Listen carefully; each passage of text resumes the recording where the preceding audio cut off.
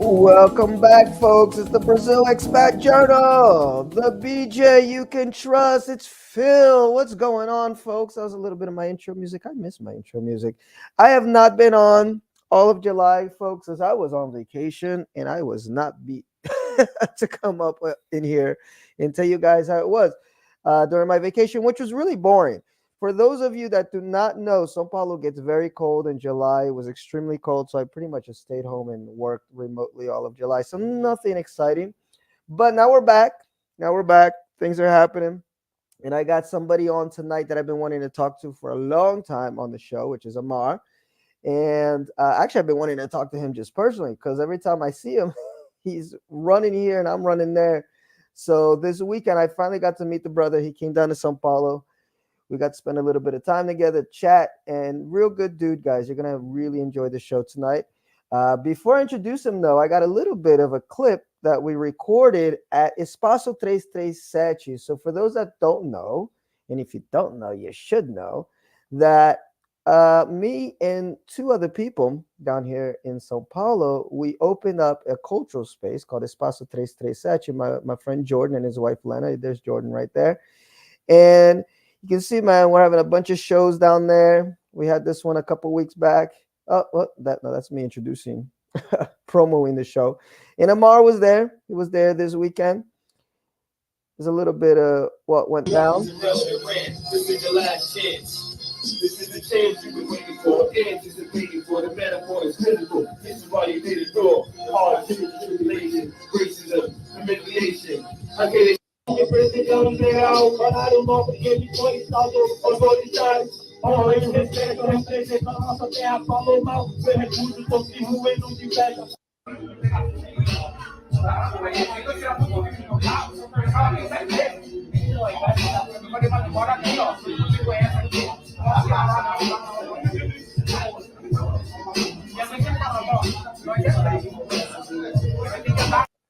So it's a cool spot. If you're ever in São Paulo, go down there, follow the page, Espaço 337, and it's 337. That's the address, okay? Rua Dom José de Barros 337.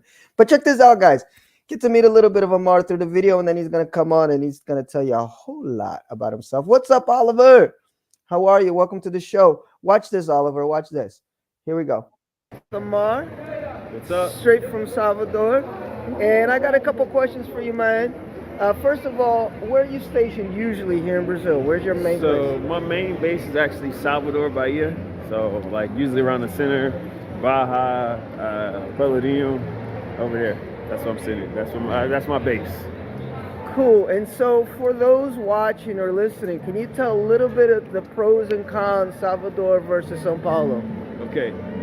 Salvador, there's a climate you can't beat. You know, it's always warm or sunny, and when it's raining, it's still kind of nice. Like the low wintertime cold is like mid to high 60s, so it's not really cold at all. Salvador is really hard to make money in the city.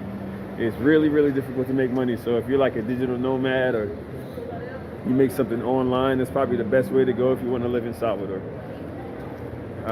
What else? It's fun. People are great, they take care of you. It's very, what do they say, like a traditional society. So it's really nice, actually. And in the interior of Bahia, all of them are just amazing. Cool. And what's the biggest difference down here in São Paulo? You can see, guys, we're in downtown São Paulo right now. São Paulo. Beautiful downtown São Paulo. And what's the biggest difference? Let's go down this way because we get to walk by the It's cold. Municipal. Well, that's one of the big differences. It's cold. People don't believe it when we say so. Brazil can get cold, especially if you go south of Rio. And then people here telling me that this ain't even really cold. I'm suffering, yo. This is crazy. Yeah, this is not that cold. No, really. So yeah, okay. So the main difference between Salvador and Sao Paulo is like the money capital. It's where you can make money Everything's happening. It's like New York actually, but bigger. And you need subtitles if you don't speak Portuguese. But this is where the money happens. So, you know, that's the biggest difference for me. I don't really like big cities anymore because I was raised in New York, so I didn't really come out of the country to be in a city like New York.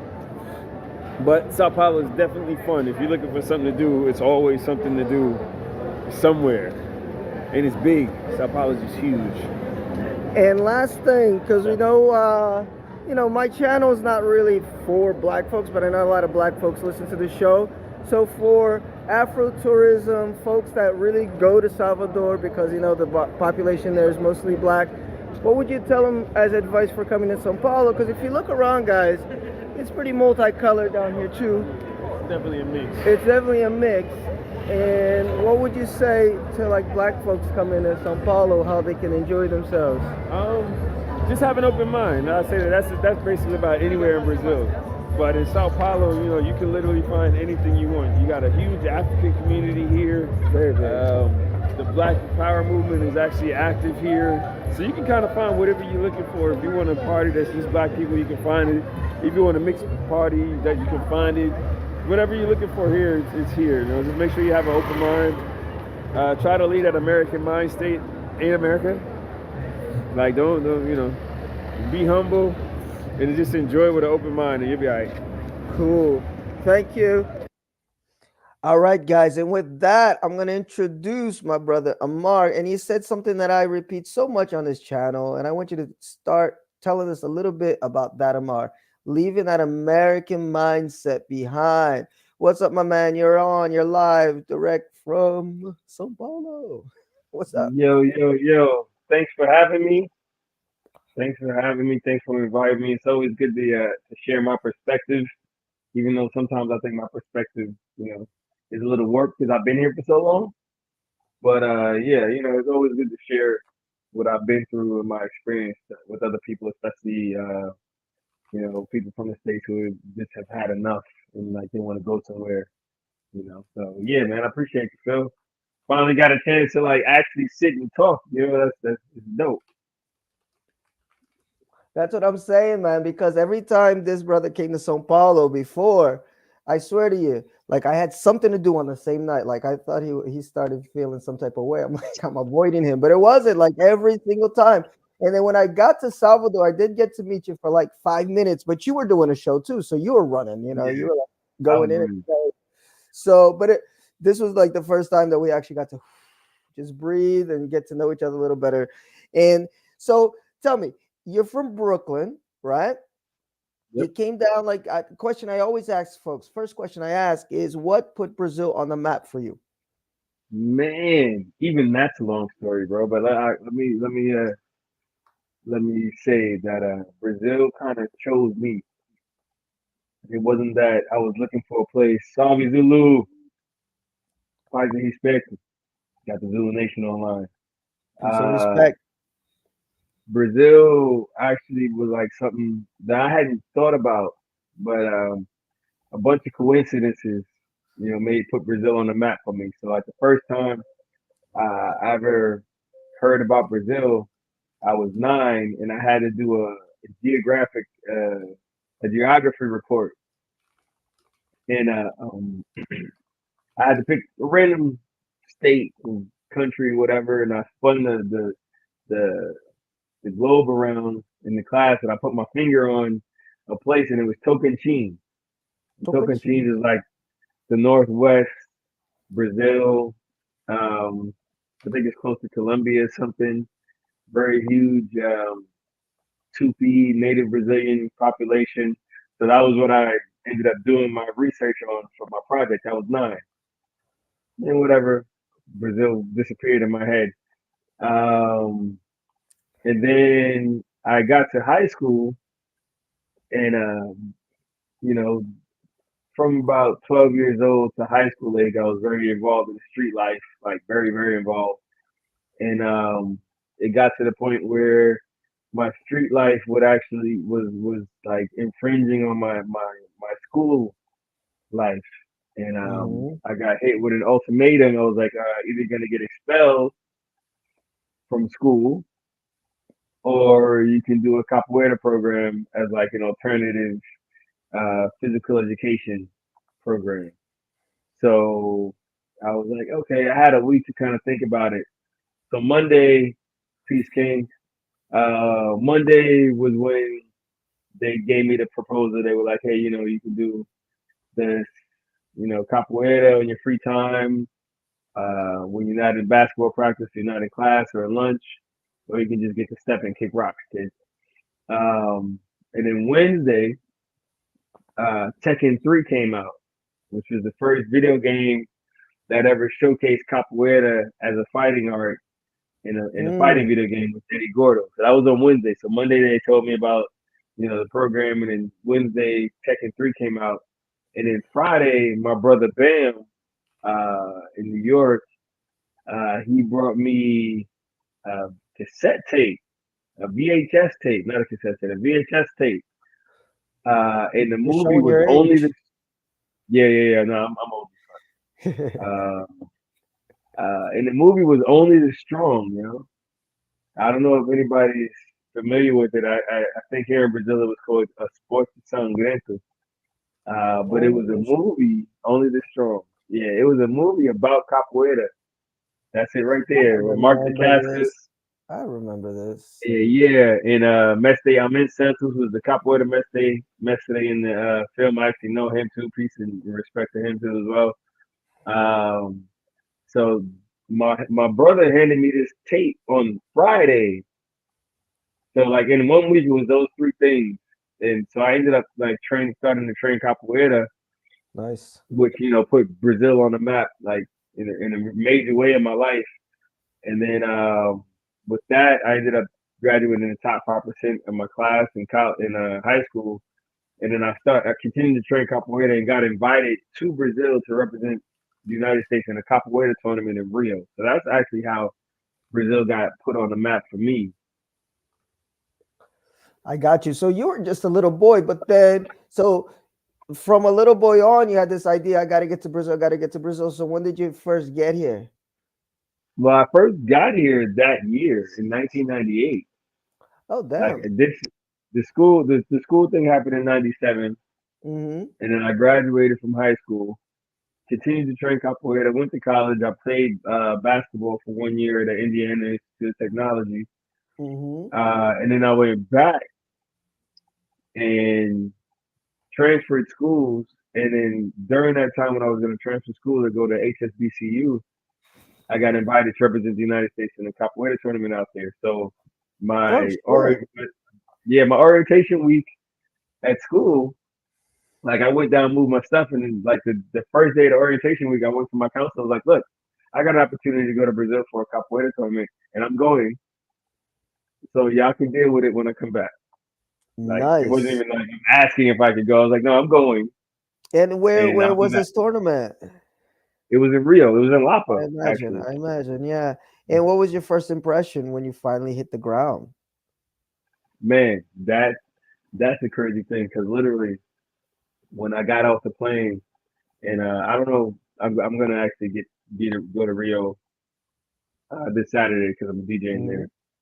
Yeah. But when I got there, I got off the plane. And it was still like the plane lands on the runway, and it wasn't the hallways directly connected to to the plane cabin. I had to get down and walk down the steps onto the runway.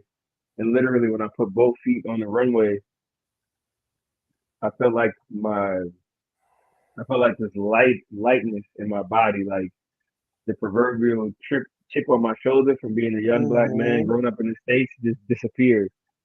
And I really didn't know I even had that weight on me, but it literally like when I placed both my feet on the ground, like it just lifted up, like, and it was like a Good Lord. physical feeling. It was crazy. And I was like, yeah, I'm home. Like that was my immediate feeling. It was like I'm actually home. Wow. I know a lot of Hmm. people that experience that. I've experienced that in some places in Sao Paulo. I mean, sorry, in Brazil, but not all of Brazil. But it's a cool feeling when you get it. In fact, one of the places which we'll talk a lot about in a bit, guys, is Salvador. When I finally got to Salvador, I was like, "Oh shit, I'm home." It's a beautiful Hmm. place. So let's just skip a little bit ahead. So you're here for the capoeira tournaments, but obviously you're still a young man. I don't know, just stayed for the I was tournament. 18, bro. Went back to the States. When did you start really romancing this idea of like, I'm gonna move to Brazil? Like, I'm done. Like, I just want to stay there longer than just Yeah. for little So tournaments. so after the tournament was only 4 days. Yeah. It was like a 4 day slap in the face, and I went back to the States after being in Brazil for 4 days, and Hmm. there was so much confusion in my head. It was crazy. Like it was just like, wait a minute, like life. There's a life here, or what I see, or what I thought was life. Something is not right. So I went back 6 months later to Rio from the United States, and I stayed for a month. And that month, that was when I was like, oh, okay, okay, I like this place. Like this is where I want to be. Um, so that it happened pretty quickly. It was like 6 months out, but 6 months later, but I only stayed for a month at that time. And I Hmm. went back to the States. I got you.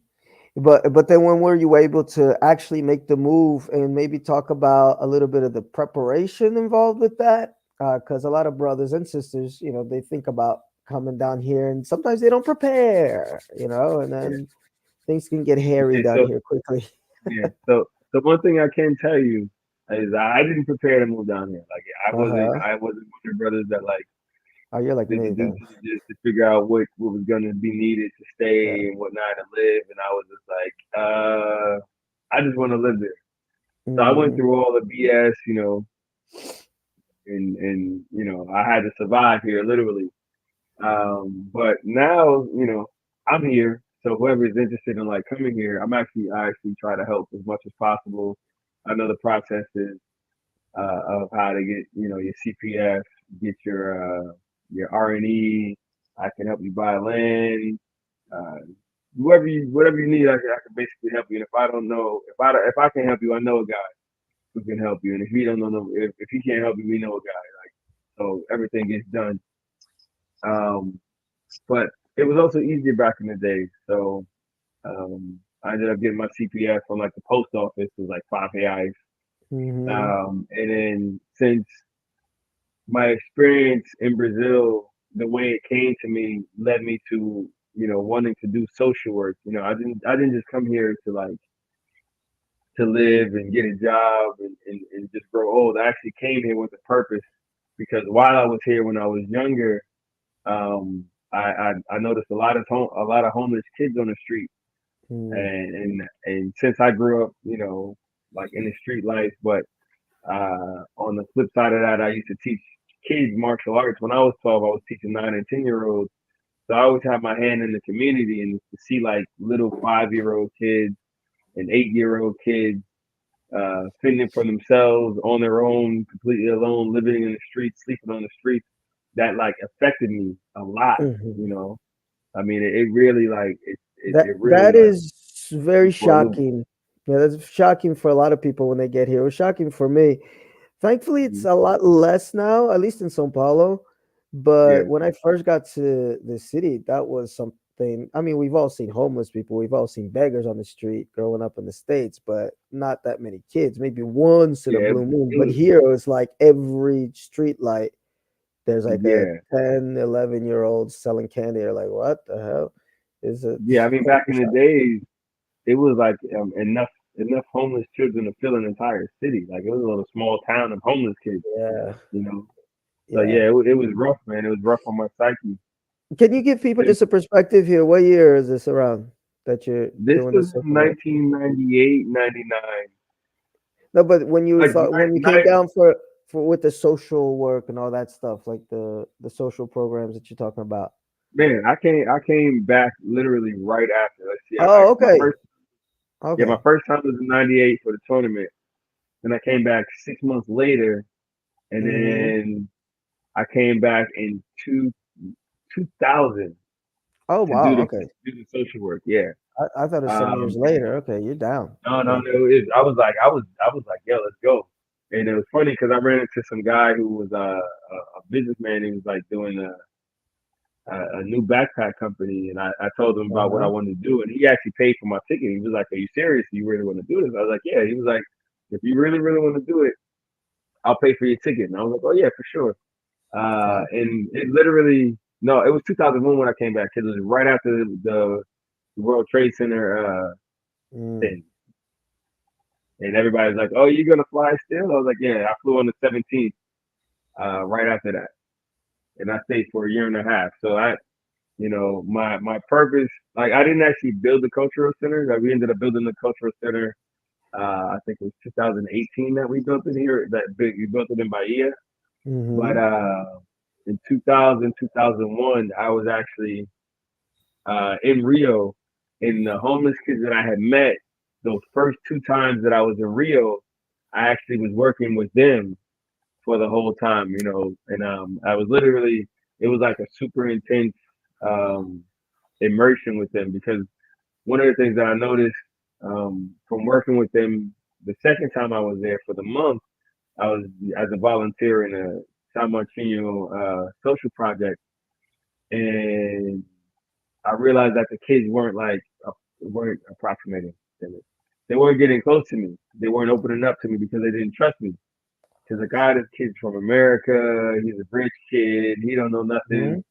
So Yeah, when I came back, I worked with them, but at one point I actually lived with them. I got So you. I actually went and lived with them, on the streets for like a month. I would work with them during the day at the social project in the church, and the project would end at like 3:30, and then they would just have to be on their own from then. So I was like, and this time when they're on their own, that's when I want to be with them. So I would like be with them during the day, and then I would be with them at night. So I Mm, got to like, you know, see their reality and kind of earn their trust. And I think that what I did when I did that, that actually really affected them more than anything else I had done. So that was yeah, like a 3 month thing. I ended up staying for almost a year and a half, you know, in entirety, to get myself together and then go do that part of the project. Then eventually, my mom got sick, so I had to go back to the States. I got you. So your passion, I love this because I didn't know this part about you that it goes from this far back. So your passion down here is really about helping the community, which is going to lead right into a question that Kaslu threw out there. And he's like, DJ Amar, what can we do about cultural exchanges? Because that's so true about Brazilians, especially in the lower social status, that sometimes they don't trust the outsiders, even Brazilian outsiders coming in, and much less Shoot, I don't trust foreigners, outsiders. you know, because it's their community, it's their, it's their life, and there's a lot of people that take advantage of these people in Brazil and people from outside Brazil too. So, what can you do to like break that ice? I mean, you gave that example for you, but it was it's a bit extreme, I think, for most Yeah, I people. wouldn't recommend Yeah, too many people. but what do you think? I mean, being here for a longer time, obviously, what helps cultural exchange? Man, what really helps culture exchange is like actually being genuine about it. The Mm, problem with missionary work and like just like, oh, I'm volunteering with a program, so I can put it on my resume. yeah, Like that air. No, you really have to genuinely want to connect with people. You have to really come out and do it because you see the bigger picture of actually how small the world is and how much each and every person really needs each other in order to survive. If it's something you just want to put on your resume because it's going to look good for you to get a job, don't do it. It's not, it's not yeah. for you. Can I just add something to that before you go on? Folks, Brazilians are extremely social creatures. They're like the most social people I've met, and they will read you quick. They will know what your intentions are. If you're like what Amar said, like be genuine. Even if you don't know everything, even if you don't speak the language perfectly, they will love you. They will welcome you in, but they'll read you because Brazilians are social, so they're gonna read your body language. They're gonna say, "Ah, this guy is not." the real deal, and this person is. So important what you said. Extremely important. Be genuine at all times, not just here. Yeah, yeah. And hopefully, like one of the, because I have a project, a social project. It's called Guerreros da Luz. Hmm. I think since 2010. Um, well, since I started, I probably worked with about 160 kids, which is not a whole lot, but I've worked with a bunch of kids in various communities. But one of the things, the major things that I wanted to do with this project was actually to do this type of cultural exchange, like bring young adult youth from other countries to come work with the younger generations here and interact with the young adults here in Brazil, and find and or create some common ground, Yeah, um, which would, you know, kind of break down that barrier that people have when they get older and they come out here, like that American mindset that I was talking about, the American mind state, where they, for some reason, think that they're somehow better than somebody else from another country. yeah, Like this whole, oh, I come from the best country on the planet. No, you don't. You know, if we were able to like distill that nationalism and patriotism at a young age, where we could actually get people to see the value of a human family, like across barriers and across boundaries and state lines, I think it would be much more beneficial to everybody than this cultural capitalist patriotism that everybody has.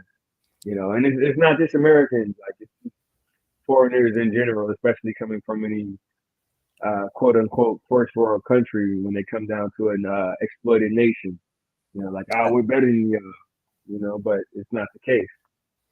it is not the case, and it's sad because Brazilians, middle to lower class Brazilians, have to deal with this with some foreigners, but also with Brazilians, because Brazilian is really separated by race, but also by class. And there's so But many rich Brazilians that act exactly like that. They feel like they yep. own the country and blah blah blah. And yeah, it's a bunch of people that are exploited on the daily. So just don't add to that. Don't be an asshole, basically. So wonderful message.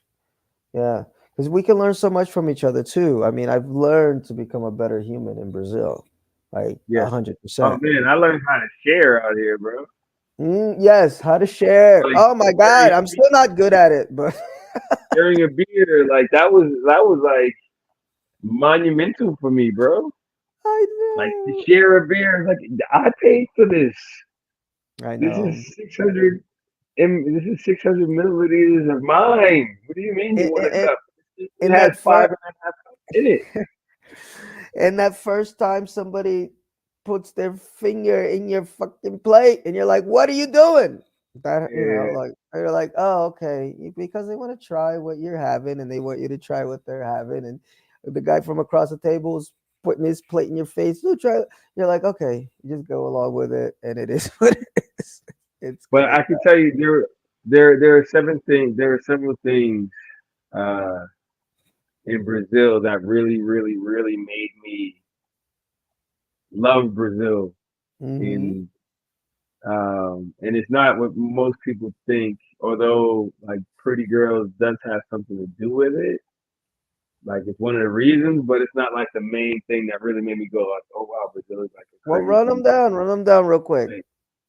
So the first day that I got to Brazil, that first time when I got off the plane, I had to take a bus from the airport to the center of town to Lapa. Mm-hmm. So anybody that's taken that ride probably didn't take the bus, probably took a cab or Uber, in modern times and stuff.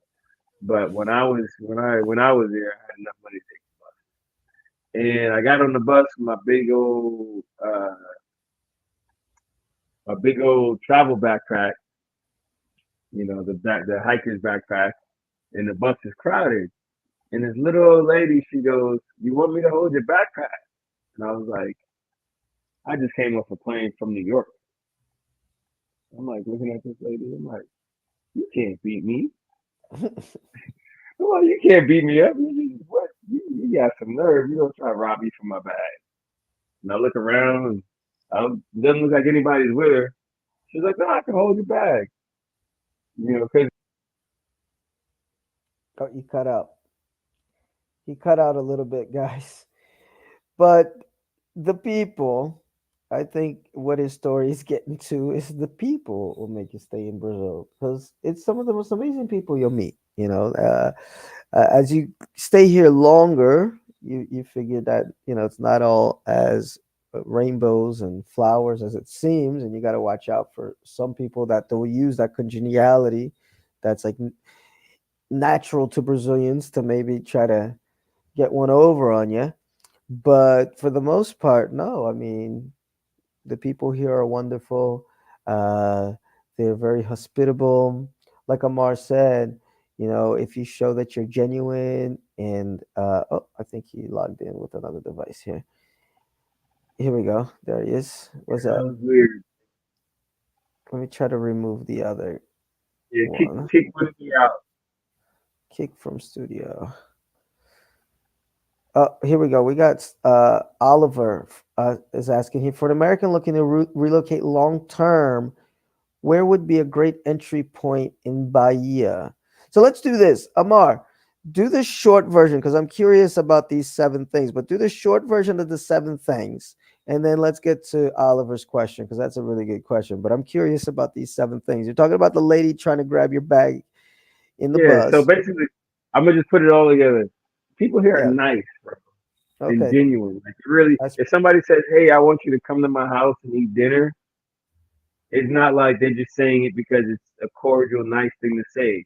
If they say it and you don't go, they're going to be offended.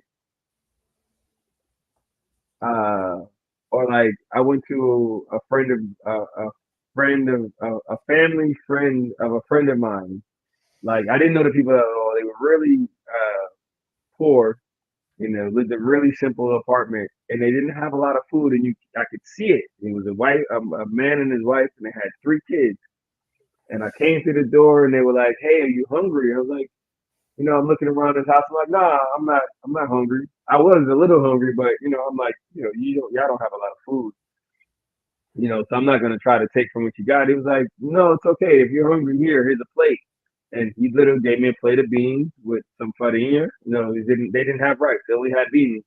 mm-hmm. And he gave it to me because they really wanted to share, even from the little bit that they had, and it was just like it was just a genuine thing. It's like, hey, you're in my house, here, please eat. Yeah. And I felt that, and I ate it. It was great, and I was emotional about it because I can sense that, like, that connection that they just wanted to be genuine, and they were happy to have somebody in their house. So like Mm-hmm. Brazil is like that. I mean, and of course, not everybody's like that. There are some like malandros and scoundrels and people that will try to rob you, but that's like everywhere. But in general, Brazilian culture is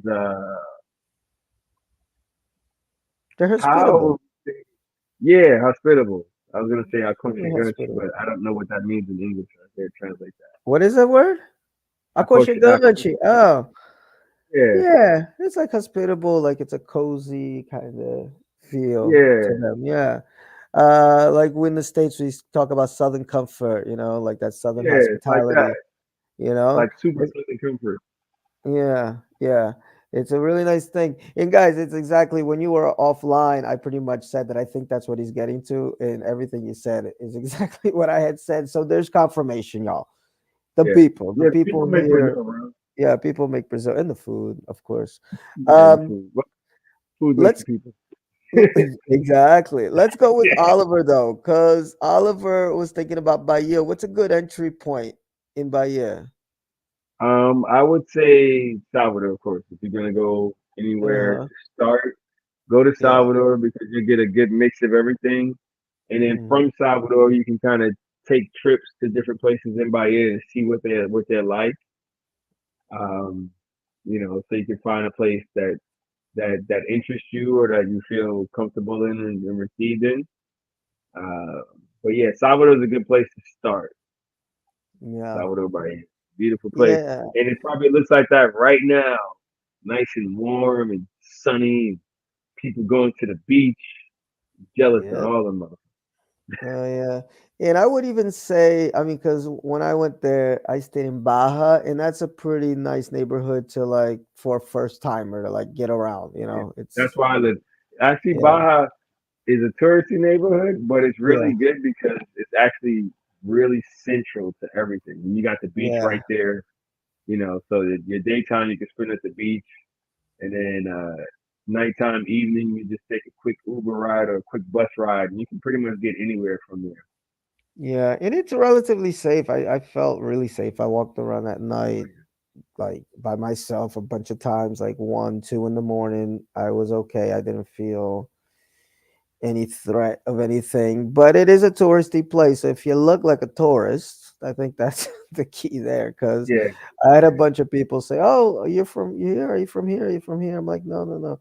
And after a while, when I started getting like, when I started not getting the touristy price for items, that's when I was like, "Yeah, I'm from here." I just accepted it. I was like, You're like, "I'm oh back." yeah, yeah, yeah, I'm about in, I'm about in. Yeah, actually, it was Yeah. with Kira that you met. I think you guys all went out for some pizza. I was with her. The dude was trying to sell her one of those little necklaces in Pelourinho for, I don't know, like 50 reais or something. Oh And damn. then he looked at me and he said, "Oh, mas tu é baiano, então eu vou fazer por 10." He said, "But you're baiano, so I'm gonna do it for 10." And I said, and then I try to Yeah, like really this push is the hard work. accent that I don't have. It's like, sou mesmo, sou mesmo. I was like, obrigado. Uh, but it was nice. I was like, yeah, I'm buying. And that's a place, like I said, like at the beginning, Amar was talking about like just feeling that connection. Salvador, I definitely felt that. And Sao Paulo, that's why I love Sao Paulo. Sao Paulo, Yeah. and especially the neighborhood where I live. Man, Sao Paulo is actually a cool spot. Like Yeah, I talk bad about Sao Paulo, but it's not like Sao Paulo itself. It's the damn weather, man. Every yeah. time I come out here, I suffer, bro. I'm just like, I Well, you don't like come in it. the winter. Do you come in the winter? You got to come in the It's summer. man, I'm gonna try, bro. This is Yeah, crazy. because the winter is rainy and gray. That's the version of Sao Paulo winter. Uh, but if you come in the summer, but yeah, the winter's like this, folks. So people get real shocked when they come to Sao Paulo and they bring just their little Bermuda shorts and t-shirts. It's like, no, you're gonna suffer here. The good thing is it doesn't last long, like we were telling you. It's like you'll get a week of like really shitty weather, and then it's back to like temperate sunshine and whatever. And then it'll Yeah, be in 4 weeks later, you get another week of like shit, and then you're like back to regularly scheduled program. Um, fair. so real quick, I want folks to know a little bit of what you're doing here aside from the social work, guys. His Instagram is on the screen. It's dj.amar.mansoor. So follow him, please. And always after, the live is done, I usually put it in the comments there at the first comments. So have all the Amar's contact info. There's a bunch of links here so you can link to all of that. But tell us a little bit of what you're doing aside from the DJ, because that's in your name. But talk about that and other stuff too. Okay. So aside from DJing and the social work, my current project, but one thing that's really important with the social work, my current project, we built a cultural center in Moji, Sao Paulo, but corruption and greed got that taken away from us. But I actually bought land, so it's mine now, in Itaparica, just off of Salvador, and I want to rebuild the cultural center like a retreat center, so that people would come out and do retreats or spiritual retreat, martial art retreats, like a cultural center. So that's my next project really. I'm going back to the States soon to try and build up momentum for that. Try to get some help and campaign for that. Other than that, I'm in a model. I'm with two model agencies in Salvador. Um, I do hip hop. Like I'm actually a rapper, which is crazy. They brought me back out of the closet. They brought me back out of the closet to start rapping. Um, I work lightly in politics. Um, you know, just because politics, you kind of it helps to be involved in the community. I also work as a tour guide in Salvador. What else? That's pretty much it. So Advocating for rights and justice for the diaspora. you do a little bit of everything, and we talk a lot about that on this podcast, guys, or this live. Uh, to really make it in Brazil as a foreigner, you gotta have a lot of sources of income, because the economy here can go, up and can go down quickly, and more drastically than I think you're ever been accustomed to in your life.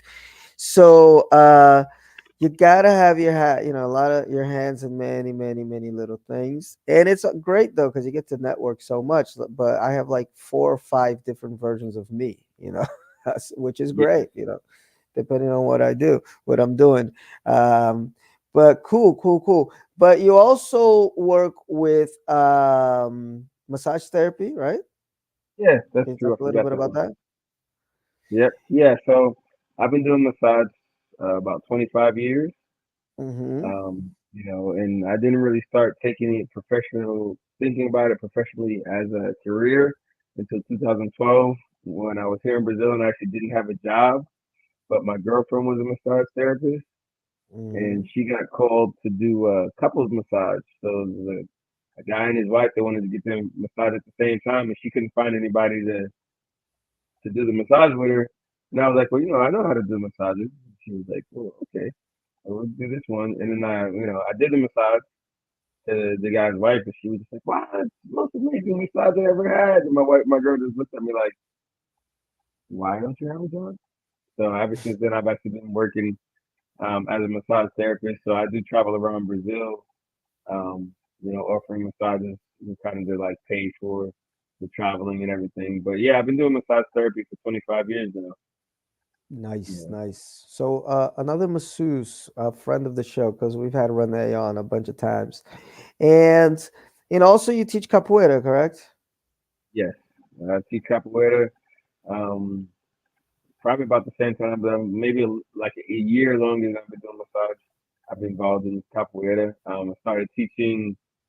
Oh, there you are. Man, when did I start teaching? 2000. I don't remember Is when I it? started teaching, but I started teaching pretty early. But yeah, I love capoeira, man. Like I said, capoeira is the thing that brought me out of the streets. It actually changed my life. Probably saved a lot of people from being hurt. Probably saved me from being killed or going to jail at least. So yeah, capoeira is like an amazing art form, amazing martial art, culture, pretty much it's everything. Yeah, yeah. I Awesome. see you showing the me teaching. That was in Guayana recently. I went there and Nice. I taught a couple of classes to the kids out there. This is cool. Very cool. Uh, wow. So yeah, like we were saying, in Brazil, and that's the thing with Brazil, because of the people again, and the way that the country is, you can do these things, like as many things as you can, because it's like the country allows it. Like I think back to my life in the U.S. where I had one job. There was a time I had like 2 jobs, but never felt like I was free to like just do other stuff, like alternative stuff Yeah, that I like that almost feels like a hobby, but it's work. So like that's my life in Brazil. Like I do have a steady job that I work from 1 to 6 that pays the bills. But then, before 1, after 6, I have all this time to like do this, but do a podcast, that to have the free. cultural center on the weekends, Yeah, uh teach a private student here, work with some military kids on the weekend for like 2 months ago. Like I'm all over the place, but it's nice. You just have to manage your time a little bit because like the first 6 months of this year, I felt like I was just like ground down, like I was going crazy. But now I kind of got everything back. Um, yeah, but it's amazing. It's a cool country to do this to grind. I think it's a cool country to grind yeah. and like try to get stuff And done. you hit it right on the head, man. It's that freedom to be able to do what you want to do. Exactly, and You people know? aren't gonna judge you because most Brazilians are doing the same. It's like Brazilians are always on the fucking hustle. It's like tô no Yeah, corre. Here they call it the that's corre. true. Tô no meu corre. Tô Yeah, no meu corre. Like there. Brazilians are hustlers supreme, and then so I think they even respect that. That man, you're everywhere. It's like yeah, a little bit. Uh, listen to this. Listen to this. Amar, check this out. Ooh, that's some dramatic music. Bam. All right, guys. This is the time of the show for whenever we have a new guest on, somebody that hasn't been on before. They got to answer some questions. Okay, Hmm. and they're worth a lot, man. They're like, you know, if you mess these up, it'll totally screw all of your street cred. So think Okay. carefully. Okay. Uh, Okay. First thing that comes into your mind: best thing about Brazil. Food. The food. You got a favorite dish you can share with everybody? Bobo de camarão. Bobo de camarão. What the heck is that? The bobo de camarão is like a shrimp porridge. You Ooh. probably only find it in Bahia, but it's kind of like moqueca, which is made with palm oil and coconut milk. Mm. But I think it's made with like it might be made with like farina de mandioca or something like that because it's Yeah, that looks thicker than good. yeah, man. This shit right here, man, Mm. That looks good. I haven't had that. I haven't man, had that. Uh, man. what's the worst thing about Brazil? Worst thing about Pissing Brazil. on the street, Say that again. You cut out. pissing on the street. It's Pissing culturally on the acceptable, street. and everybody does I know it's terrible. Not in the favelas. Try to do that shit in the favelas here in São Paulo. it. You'll Yeah. get something cut off. It's gotten better. It's gotten better amazingly. Like even in downtown, like not every street smells like piss anymore. Before it was like every street. Now it's like the ones that do and the ones that are kind of a little bit better. At But least it that's got better. funny. That was one of those. That literally is one of the things. I was like, oh, just go over That's there. Go funny, just a man. couple like 10 feet more, and nobody can see your junk. That's crazy. Mhm. That's the first time answer. I don't think anybody said that before. Anyway, favorite Brazilian food. I guess you answered that already. It's your bobo, yeah? Yeah. Your camarão. And what's your least favorite Brazilian food? Everybody got one. Sada pastel. Sara. Now that I've heard the name, Sada but I don't know pastel. what it is. It might be. Sara. And I live in Salvador. I live in Bahia. So these might be things that are literally Oh regions. God, what is It that? Mm. is literally the rest of whatever it Oh, was. it's like buchada. I like buchada. Okay, yeah, Yeah. it's almost like It's got chitlins. like the Yeah, blood in it. Yeah, no, I can't do it. yeah, I It's like the this shit. texture for me, man. Yeah, It's the texture of it. It's just like you bite it and it goes. yeah, yeah. It's nasty, Like, y'all.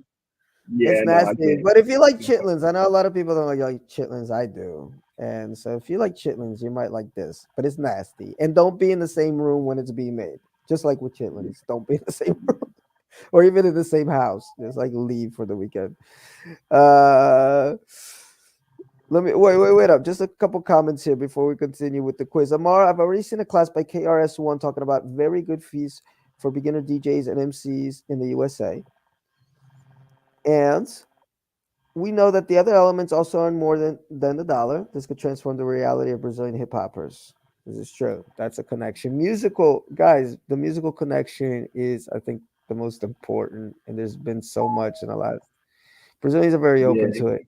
definitely.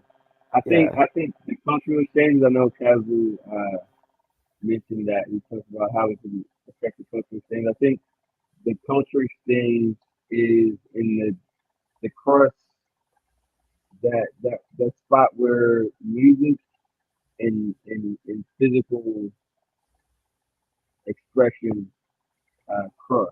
If that yeah, crossroads, that's the best place to do a cultural exchange between Brazil and the United States. You know, agree, like agree. I, literally, specifically the connection between capoeira and hip hop. I feel you. By the way, Jordan says hi. He's sent me a message on WhatsApp here. Let's get through these quickly here. Let me go. Favorite drink. What's your favorite Brazilian drink? It can be alcoholic or non-alcoholic. Non-alcoholic drinks. Caipe Rosca. Pet Grosso, what is that? I've never heard of that Caipe before. Rosca. Like, Pet Grosso, that's a drink? Bebida. Caipiroska. It's a caipirinha, but Oh, they use vodka as caipirosca. opposed to. Oh, now I can hear you better. Okay, caipirosca. I thought you said pé grossa, like a thick foot. Oh no. Caipirosca. Okay, I yeah, mean, it's the caipirinha with vodka. Yeah, yeah. that's So that's nice. my That's favorite. yeah. I had a bunch when I first got here, but then I moved on to the cachaça. I prefer the regular caipirinha. Best place you have visited in Brazil? Morro de Sao Paulo. A lot of people say that. That's in Bahia, Y- yeah, or no? Yeah. Yeah, Morro de Sao Paulo is crazy. That's where we built the first cultural center. look at that, guys. Woo! Lots of great parties and great memories there, man. Man, Sao man. Paulo. Yeah. All right, let's go on. Let's go on. Best play. Oh, sorry. Most overrated location or thing in Brazil? Hmm. Rio. Everybody says that. That's like the number one answer, man. Because it Why is. Rio? Because Rio is the one place that is always advertised. Always. Mm, mm. And you get there and there's so much of the you get the wow moment, you're like in Rio, but then when you start seeing the real of it, you're like, oh, well, it's not all that. Like the best parts are like, the whole Look, class racism thing. You know what I mean? mhm, mm. Yeah, I'm not a huge fan of the place, but all right. It's a beautiful place. It's gorgeous. Like Man. the natural part of it is like astonishing. Like everybody needs to go to Yeah. Rio at least once. The But contrast between the nature and the architecture makes it probably one of the most beautiful cities on the planet. I will give it exactly. that. Yeah, but it's not taken care of. It's all dirty and like the buildings are falling apart. Like from afar, it's Hmm. gorgeous. You're right. And it's something, guys, it's like, like when there's a phrase in Brazil, like they say, what is it? Desenhado pela mão de Deus. Something like it's something that Yeah, was no blessed by God. That's what it is. Abençoado por Deus. respond for Deus. Brasil, yeah, Brasil a terra abençoada por Deus. And you look at the nature in Brazil, not even just Rio. It's like, what the fuck? It's like it's a country blessed by God, man. And then when you see that contrast of those mountains with the humidity and gets those clouds at the beach and the Yeah, bill, you're like, yo, this is not real. It's like it seems like something out of a movie. The only place I ever felt like that is like Paris was like that. It's like just like it's yeah, in the movies, it's like real. Like like you're watching a movie when you're there. It's like, what the fuck? It's so gorgeous. Rio's like that, but it's like it goes away after you spend a couple days and then you actually live in the city and you're like, oh, people here are like assholes. yeah. I would say Brazil is like the place. Abençoado por Deus, but maldado por homem. Like it's Yeah. blessed Wait, by guys, God, but cursed by men. that's the best. Yes. That's the problem with Rio. It's the people there, Yeah. unfortunately. Oh my God. Anyway, let's move on from Rio. We'll be here all night. Best place to chill in your city. So I'm considering Salvador your city. So what's the best place to chill in Salvador? Daytime, Baja, Porto da Baja or Baja on Yeah, the beach. Nighttime, Rio Vermelho. Rio Vermelho. You guys already saw Baja, but yeah, Rio Vermelho. I was up there. It's nice. Rio Vermelho, Bahia. So let me put that there. There's all. Rio Vermelho is like the bohemian nightlife, you know. Yeah. And like Oh in yeah. between the two, in between Baja and Rio Vermelho, you got the historic center Pelourinho. So like you go there, catch a sunset, be there to about 8, 9, 10 o'clock, and then from there head to Rio Vermelho to hit the parties until like 5, 6 o'clock in the morning. Yep. And there you go. That's a better kind of view of it. When you're up close, a lot of bars and live music and a lot of what do you call those? Like clubs, clubs and Yeah, restaurants. And it's just it was a nice vibe out there. I like Rio Vermelho a lot. In Baja, I agree. It was a cute neighborhood. We got a couple more. We're almost out of here. Favorite Brazilian musician or bands? Favorite Brazilian musician or band? Hmm. Ooh, that's hard, bro. Favorite. Favorite. There's so much good music Mm, out here. yeah, I know. That's hard, bro. Hmm. That's hard. My favorite. Okay, let's go with individual male artists. I would say Luis Gemelo. Luigi Mello.